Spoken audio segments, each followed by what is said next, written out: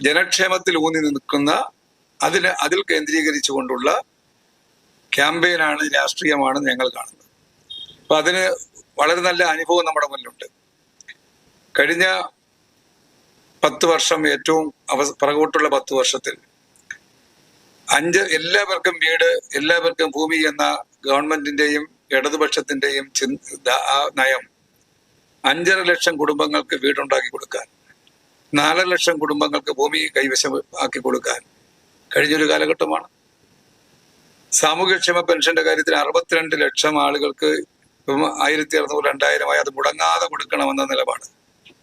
അതുപോലെ വയോജന സംരക്ഷണം, നമ്മുടെ വിദ്യാർത്ഥികളുടെ പഠന സൗകര്യങ്ങൾ, പൊതു സ്ഥാപനങ്ങളെ മെച്ചപ്പെടുത്താൻ, ഇപ്പം പ്രീ പ്രൈമറി കുട്ടികൾ എത്തുന്ന അംഗനവാടികൾ മുതൽ, സ്മാർട്ട് അംഗനവാടികൾ മുതൽ, അതുപോലെ നമ്മുടെ LP സ്കൂളിലെ പ്രീ പ്രൈമറി കുട്ടികൾ മുതൽ LP സ്കൂളുകളാണെങ്കിൽ, ഹൈസ്കൂളാണെങ്കിൽ, ഹയർ സെക്കൻഡറി ആണെങ്കിൽ ഫലപ്രദമായ തദ്ദേശ സ്ഥാപനങ്ങളുടെ ഇടപെടൽ നമുക്ക് കാണാൻ കഴിയും.